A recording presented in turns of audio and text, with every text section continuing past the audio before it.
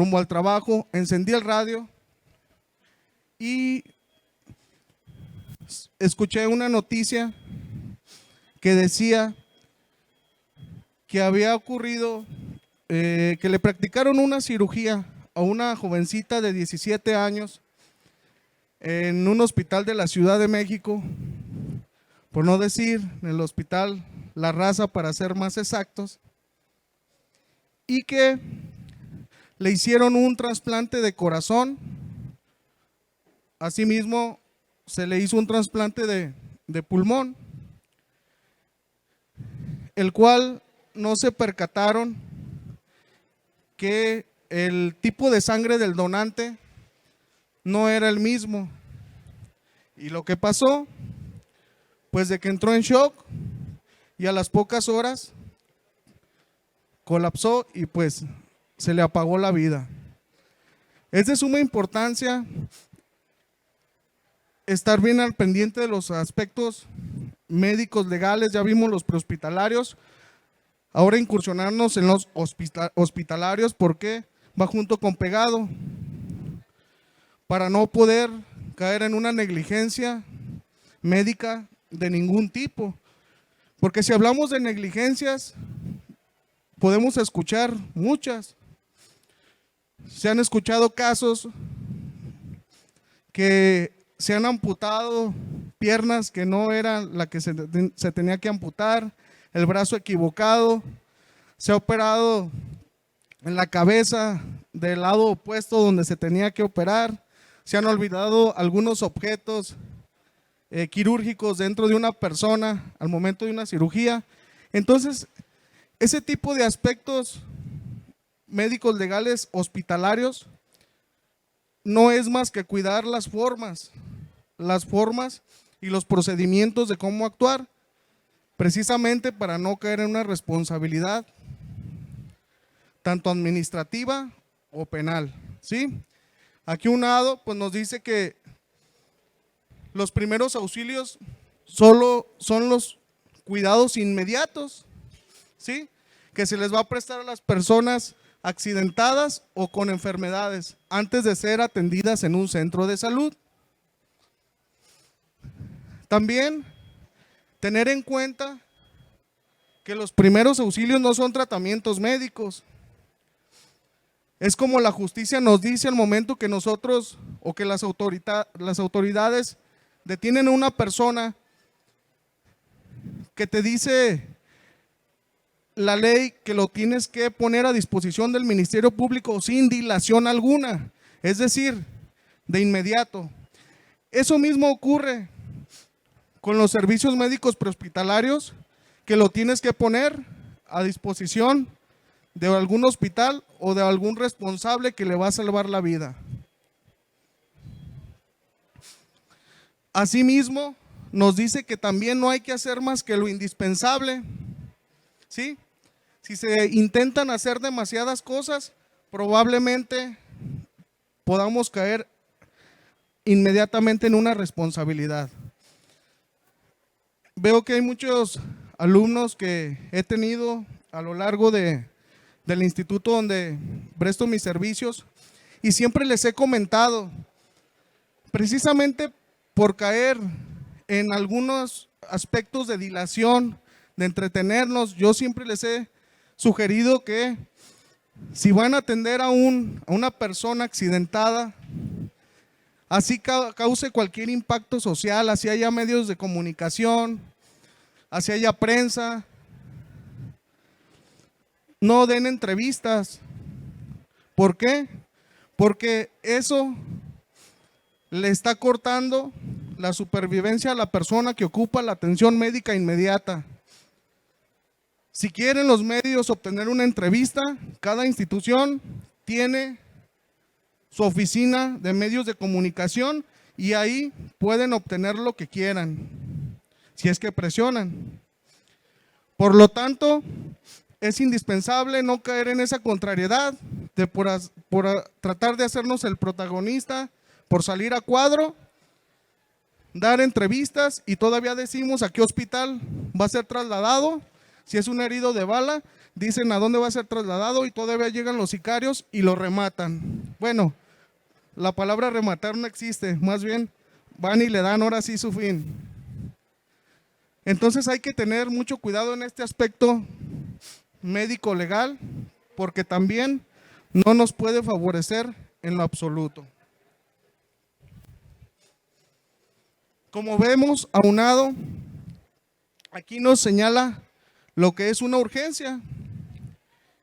Una urgencia es cualquier situación que no pone en riesgo tu vida, ¿sí? Que puede ser un dolor abdominal leve, una rotura de brazo, ¿sí? Cualquier situación o circunstancia que no pone en riesgo tu vida. Y es importante evaluar lo que es una urgencia, porque sabemos que en este sentido podemos dar la pauta a no caer en una responsabilidad médica. Pero ya en una emergencia, pues son todas aquellas situaciones en que sí está en peligro la vida. Por ejemplo, la asfixia, el shock, paro cardiorrespiratorio, las hemorragias que son de suma importancia, pues es obvio, por sentido común y como especialistas en la salud, vas a saber que sí está en riesgo la vida.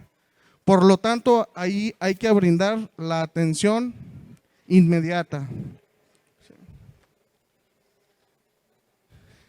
Y como les venía diciendo, los aspectos médicos legales no son más que los principios de las acciones de la medicina en general, del sector salud, no nomás enfocado a los médicos, ¿sí? Se encargan de buscar el bien del paciente y su obligación es la de no producir daño, promover lo que le hace bien al paciente y así como la autonomía y el respeto a las decisiones del mismo paciente, que es muy, muy importante.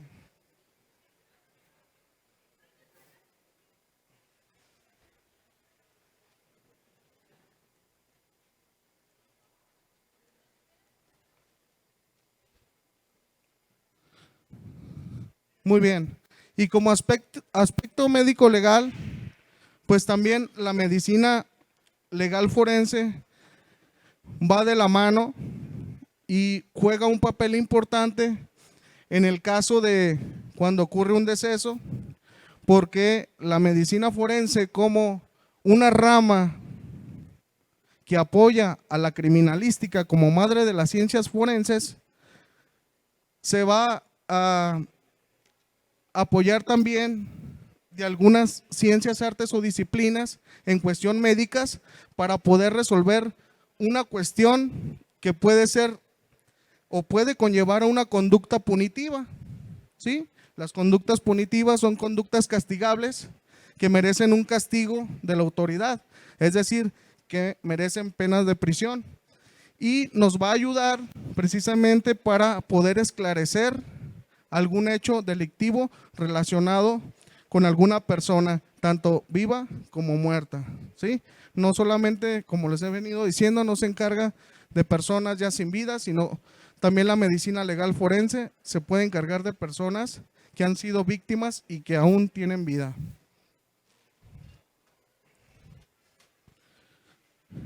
La obligación legal en general nos dice que hay leyes federales y estatales que nos van a ayudar a regular y a identificar precisamente las acciones y el actuar de los médicos y no nomás de los médicos, sino de todo el sector salud. Es parte fundamental para poder lograr ese equilibrio y que no se salga del control todos los que están relacionados en el término o en los aspectos de salud. Y como todos sabemos, deben de estar principalmente regulados por nuestra Constitución, por nuestra Carta Magna. Hay que recordar que en cuestión de leyes, nadie está por encima de la Constitución, ¿sí? la cual se compone de 136 artículos y en algunos, ahorita los vamos a ver más adelante, hace mucha erosión respecto a la salud.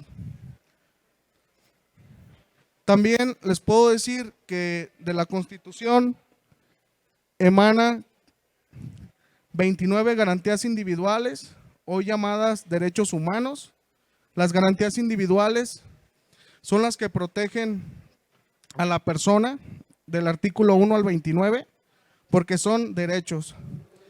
Ya del 30 hacia el 136 ya son obligaciones, que son las que no nos gustan.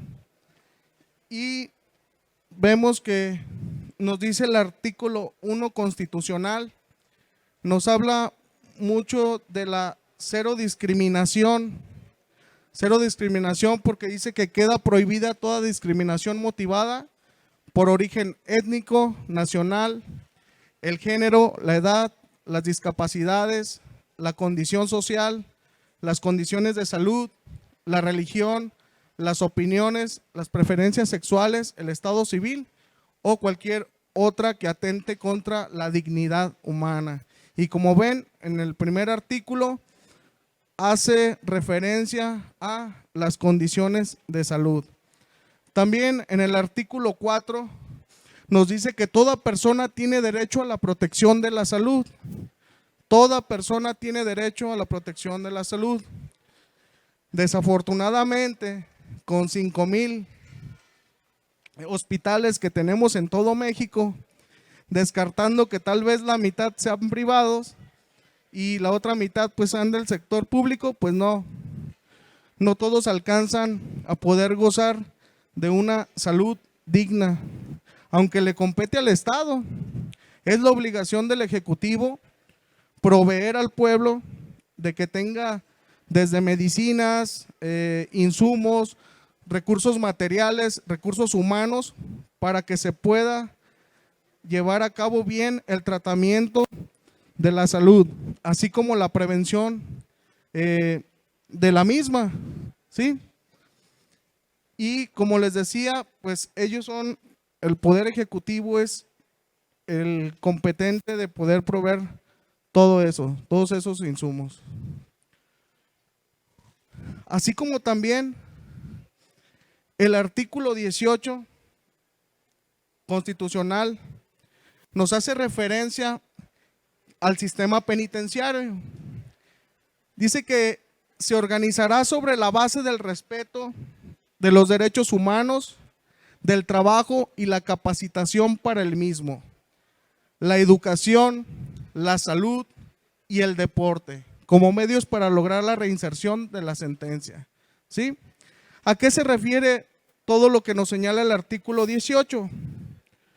Se refiere a que la salud va a formar parte de la reinserción del delincuente, antes llamado readaptación. Se quitó ese tecnicismo porque era muy ofensivo y se le cambió a reinserción social, que desafortunadamente en la experiencia que tuve, más de 17 años trabajando para prisiones de máxima seguridad, pues fue muy notoria las carencias en cuestión de salud. Algunas veces teníamos que trasladar algunos personajes como los que aparecen en esas imágenes que son del dominio público, a hospitales particulares, debido a que como no había los insumos, los internos se nos ponían muy enfermos de gravedad y el director del penal o de los penales tenían que arreglárselas para que los atendieran, y como eran presos que causaban mucho impacto social por sus renombres, por ejemplo en el hospital civil ya no los querían recibir porque se tenía que montar un fuerte operativo y tanto los transeúntes como los familiares de los pacientes pues se alarmaban porque había personal armado por fuera, militares, marina, en aquel tiempo la Policía Federal, y se formaba un caos y una incógnita de que qué estaba pasando. Por lo tanto, había esa batalla de que no los querían atender, ¿sí? Pero la Constitución dice que sí, que lo deben de hacer. Por lo tanto, ya después, los familiares de algunos presos, de algunos reos que eran pudientes, lo que hacían, tramitaban un amparo para que fueran trasladados a hospitales particulares y los familiares tenían que pagar, ¿sí? Cuando se hacía el traslado de internos ya con una edad más avanzada, pero que sí ocupaban llevar un tratamiento por fuera o alguna quimioterapia, alguna hemodiálisis, los mismos internos no querían asistir a tomar esos estudios porque el proceso del trayecto y los protocolos eran demasiadamente cansados. El subirlos a un camión blindado, llamados rinocerontes, esposados, identificarlos al salir, tomarles muestras biométricas, subirlos, llevarlos. Ocurrió un caos dentro del traslado, se vomitaban, se orinaban, aunándole más la gravedad que ya tenían con la enfermedad. Ya llegaban allá y ya no, pues ya bien descompensados, o sea que era contraproducente.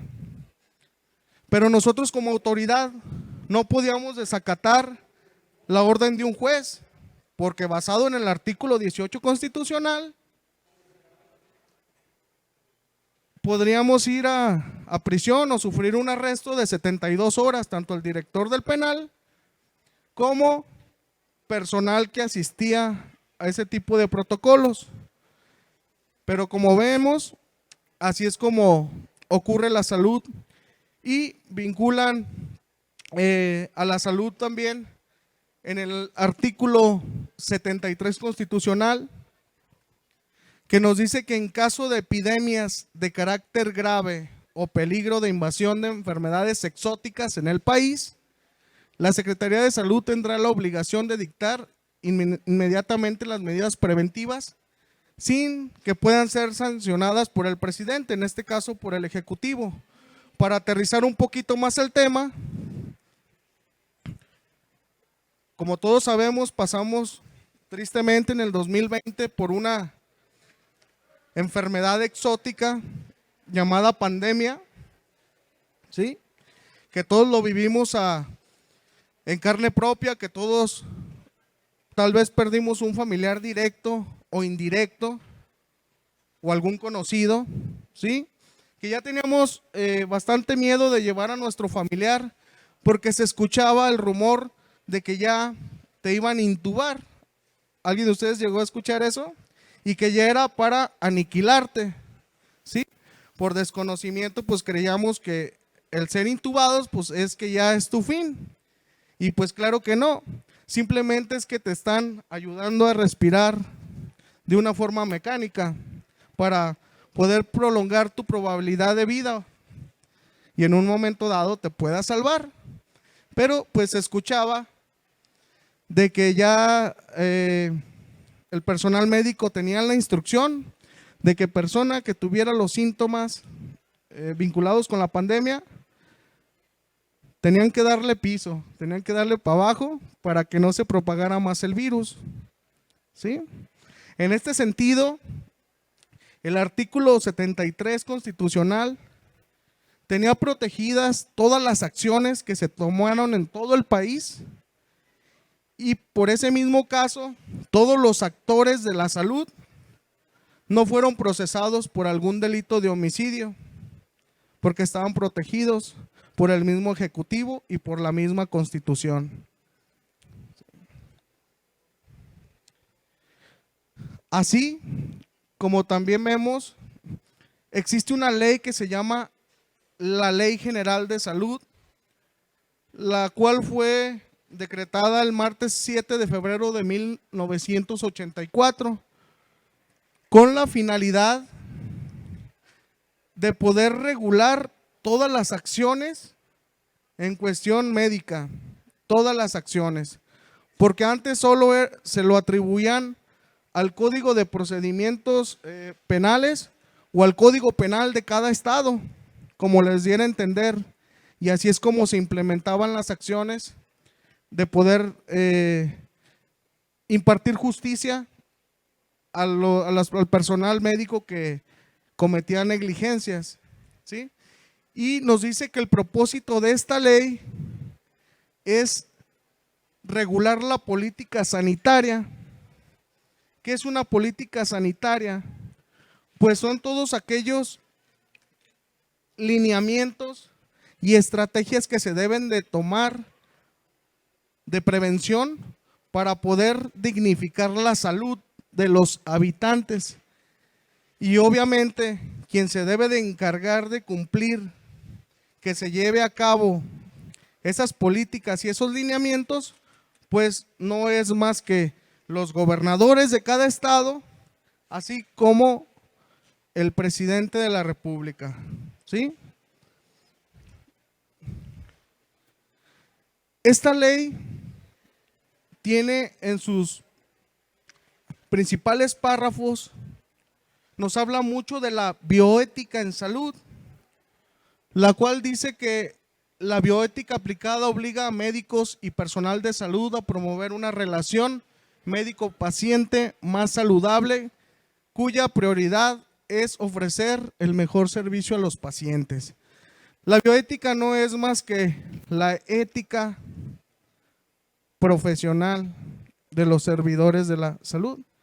No es más que la ética, no es más que los valores morales profesionistas del actuar del personal de la salud. Y nos dice que lo único que tienen que hacer es ofrecer el mejor servicio a los pacientes y entregarse totalmente como profesionistas. Asimismo, la Ley General de Salud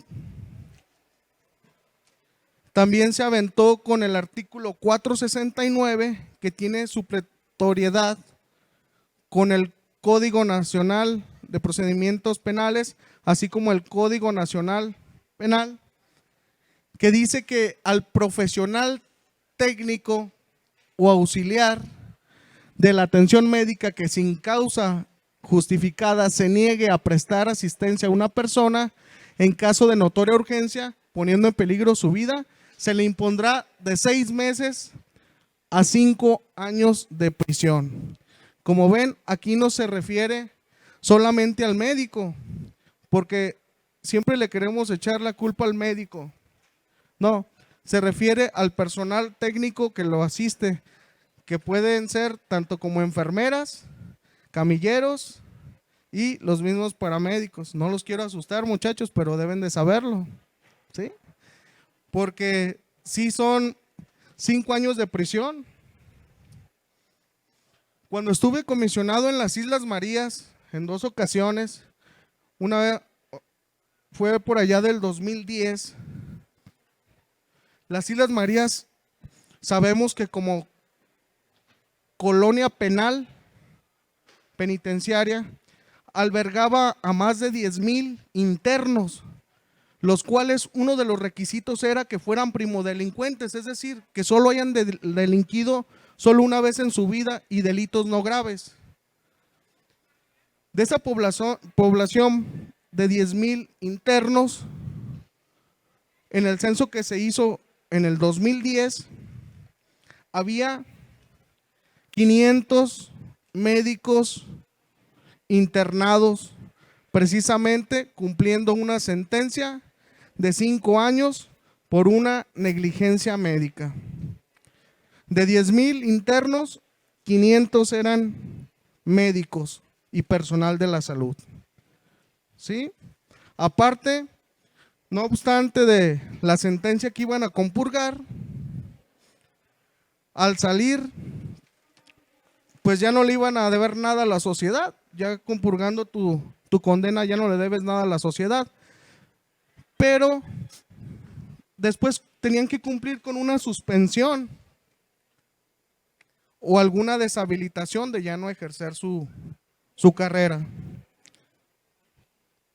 Entonces, como ven, sí hay riesgo de que si no actuamos con verdadera certeza, podemos incurrir en una privación de la libertad. Así como les decía que se vincula con el Código Penal Federal, con el artículo 228, nos dice que los profesionistas en medicina, así como técnicos y sus auxiliares, serán responsables de los delitos que cometan en el ejercicio de su profesión, ya sea delitos dolosos o delitos culposos. Aquí en el mismo artículo 228 está citando a los mismos responsables, tanto como profesionistas en medicina, así como técnicos, ¿sí? Hay que recordar que hay dos tipos de delitos. Los delitos dolosos, como ya lo sabemos, son aquellos donde existe la premeditación, la alevosía y la ventaja, lo que se planea para poderlo cometer sin que la víctima se dé cuenta. Existe el dolo. Y los delitos culposos, pues son todos aquellos que son por algún accidente, por alguna culpa. Que en este caso, una negligencia médica puede ser de los dos tipos, siempre y cuando la investigación que se haga llegue a la verdad histórica de lo que tal vez ocurrió con el paciente. Asimismo, el artículo 228 constitucional en su segundo párrafo también nos señala que se les aplicará la suspensión de 1 mes a 2 años en el ejercicio de la profesión o definitiva en caso de reincidencia, ¿sí? Este artículo 228 nos habla de que si una persona en cuestión de la salud comete un error y fue absuelto por alguna autoridad judicial y lo absolvió y no pasó nada y vuelve a incurrir en la misma falta, esta va a ser su sanción de 1 mes a 2 años sin ejercer su profesión, ¿sí? Así como también puede ser definitiva para que jamás la ejerza. También en el artículo 229 dice que el artículo anterior se aplicará a los médicos que, habiendo otorgado responsiva para hacerse cargo de la atención de un lesionado o enfermo, lo abandonen en su tratamiento sin causa justificada. Es decir, el castigo va a ser similar como nos lo señala en el artículo 228. El que abandone una persona va a ser sancionado de esa manera. Suele ocurrir en algunos casos que cuando trabaja personal de la salud en alguna institución, al momento de que hacen el cambio de guardia, pasa de que no quieren entregar bien lo que ocurrió por la noche con el paciente por irse rápido, porque están cansados, porque doblaron turno. Ahí es donde se puede lograr esa laguna en la que pueden incurrir en una negligencia. Por eso siempre les he invitado a que se dirijan con la bioética para que no caigan en algún tipo de esos fenómenos jurídicos. También el artículo 230 del Código Penal Federal nos dice que se impondrá prisión de 3 meses a 2 años según el juicio del juzgador, es decir, según el criterio del juez, a los directores, encargados o administradores de cualquier centro de salud cuando incurran en alguno de los casos siguientes. Como vemos, aquí ya está mezclando tanto a los directivos, a los dueños de hospitales, a los administradores, a los gerentes, que pueden ser sancionados con 3 meses a 2 años de prisión.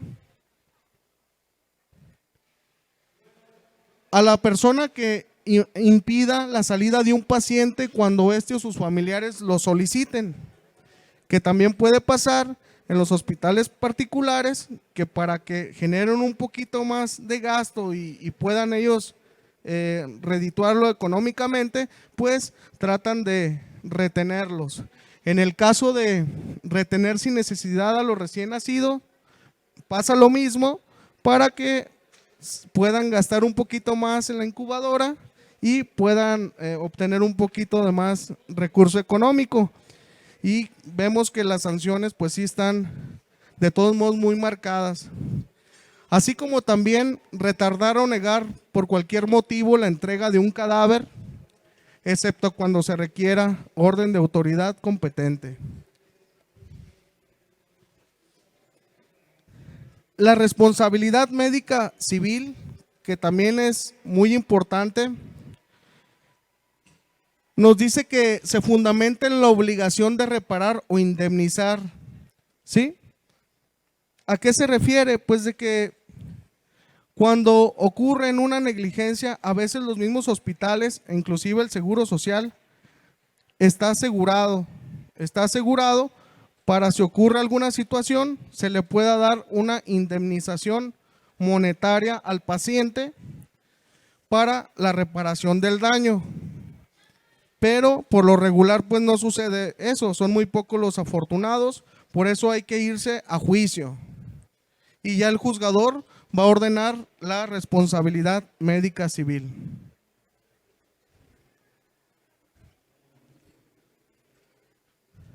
La responsabilidad médica penal, pues obvio como el nombre lo dice, su consecuencia es la privación de la libertad. Aquí en este caso no va a haber dádivas de dinero para poder reparar el daño, sino que van directamente a la cárcel los responsables de ese suceso. Y como el derecho es personalísimo, pues se va de uno por uno y va a ser procesado individualmente. Y algunos problemas que se pueden evitar también, médicos legales. Por ejemplo, cuando ocurre un fallecimiento, es de suma importancia aplicar la anamnesis en algunos pacientes y la exploración física para poder detectar si el paciente ya tenía alguna patología muy avanzada o una enfermedad, y no caer, y más bien poder practicar nuestro certificado de defunción y emitirlo ya sin algún error, que es un documento indispensable para poder hacer cualquier trámite en una persona fallecida y pues para darle celeridad para posteriormente obtener el acta de defunción. Y cuando hay sospecha en el fallecimiento, pues rápidamente, como nos dice la Constitución, cuando una persona se da cuenta de un delito, debe de denunciarlo. En el caso de la medicina, en el caso de una muerte sospechosa, debe de darle aviso inmediatamente al Ministerio Público. Y para concluir, pues para poder caer en alguna contrariedad de ese tipo y en alguna negligencia médica que nos pueda costar tanto una sanción como la privación de nuestra libertad, siempre hay que actuar con la ética y con la moral, que esos valores morales los cuales obtuvimos en casa, y con la responsabilidad del profesionalismo. ¿Sí? ¿Alguna pregunta?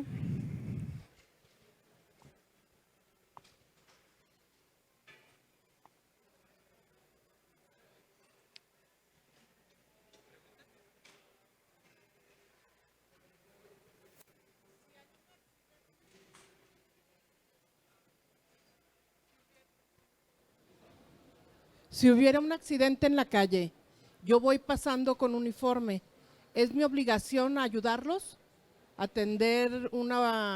¿Darle unos primeros auxilios?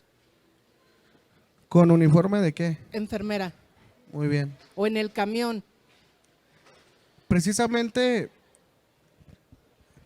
hay quienes nos educaron que debemos de ser servidores públicos las 24 horas. Y hay dirigentes que nos educaron a que no, para no caer en este tipo de situaciones. Ahora sí que se lo dejo en las manos de la moral de cada persona, porque hay personas, por ejemplo, en un hecho de sangre, un baleado, que sea tu vecino, un baleado que te piden ayuda, los familiares, súbelo a tu camioneta, tú por ayudar, ya por lo pronto ya te desgraciaron la vida porque tu camioneta se va al corralón en lo que se desahoga la carpeta de investigación, ¿sí? Entonces, y en cuestión de un transeúnte o situaciones así, ya depende de la moral de cada persona. Pero, como nos decía el ponente anterior, hay que entregar el servicio, porque usted como primer respondiente pues no va a estar activa, hay que entregarle el servicio para las autoridades para que hagan el llenado correspondiente. Pero por lo pronto, si usted tiene esa virtud de poder salvar la vida, pues qué mejor que hubiera personas como usted, ¿sí?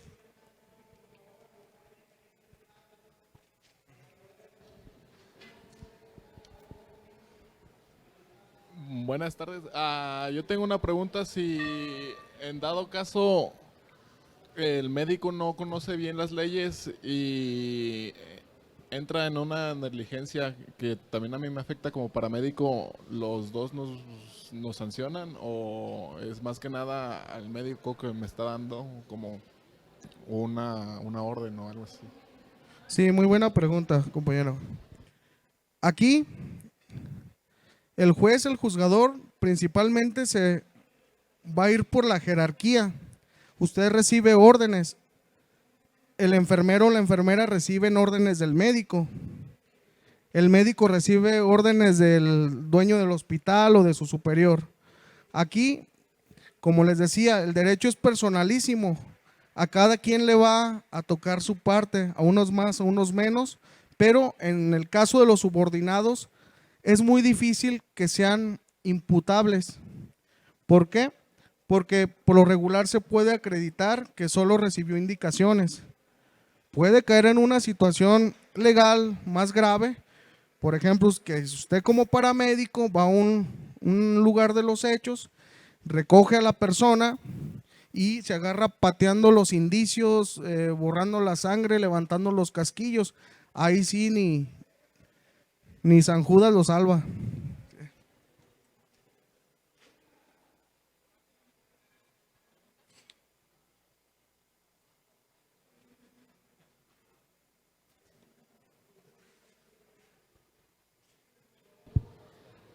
En caso de, siguiendo con la pregunta de la señorita, en caso de que una persona sabe que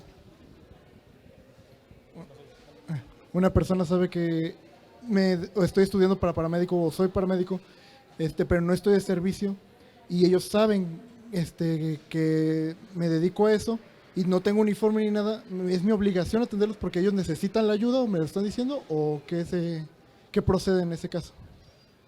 No, pues digo, ahí es casi similar a lo que le contesté a la compañera.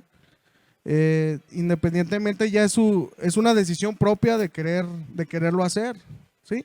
Como nos decía el compañero Carlos Marín, el ponente anterior, que a veces como estudiantes queremos participar casi en todos los eventos de accidente que haya, pero es por la misma energía y adrenalina que tenemos activa como estudiante.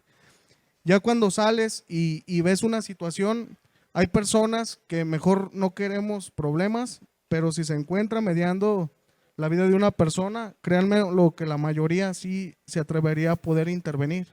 Pero vuelvo a lo mismo, es una decisión meramente propia. ¿Preguntas? ¿Más preguntas? ¿Fue todo? Excelente.